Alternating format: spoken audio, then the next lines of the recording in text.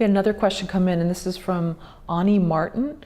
Ani writes, do you think making a short film as a teenager today would have a different set of struggles than it did when you were a teen?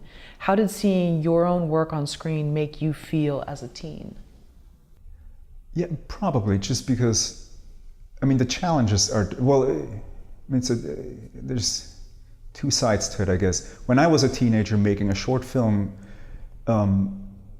the difficult part was actually getting it made, because you needed to, like, this was pre-smartphones, you know, like this was, like, as teenagers, I didn't even have a cell phone back then. None of us did. So it's like you needed to get your hands on a camera, on editing equipment, you know, and back then that stuff was expensive. So it's like maybe you were lucky and your dad had it.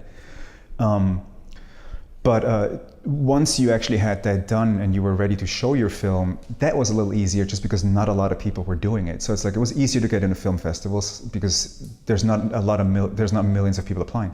These days, doing a short film, it's easier to make one because everyone has a smartphone, and you can make again, you can make short films, and people do it on your iPhone. The tricky part is just everyone does it, you know. So it's like it's just saturated.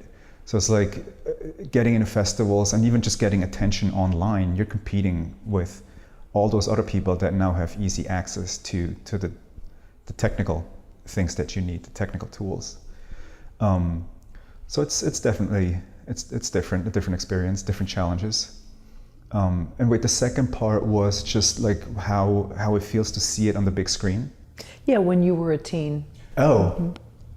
Oh my God, it was a long time ago. I mean, you know, it feels the same. It felt the same than it did seeing Danger One on the big screen. You know, when we got a theatrical release, and I don't think you ever kind of, you don't ever quite get used to that. Well, I think that's just because my mind is very analytical. Like when I do see it on the big screen, I don't think I can really lose myself in it, because then I'm starting to think, oh, if I hadn't, because on the big screen things look and feel different than when you see it on the little things. On the little screens. So it's like you, in your mind, you're like, well, next time I got to do this different, because on the big screen it looks a certain way, you know? Sure. Yeah. I've heard other directors say, or they hear something and they go, ooh, I wish I had done this way, but the audience doesn't see it at all or hear it. Yeah.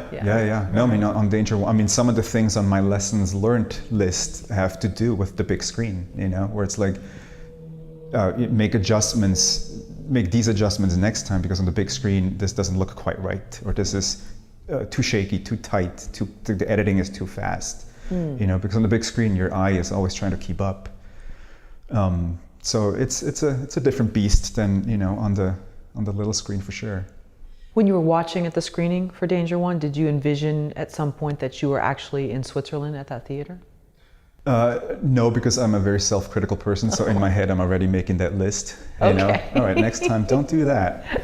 Yeah. So you couldn't even enjoy just pretending you were in a time warp and that somehow it was... No, and especially if it's right after you finished it, you still see all the seams of the film.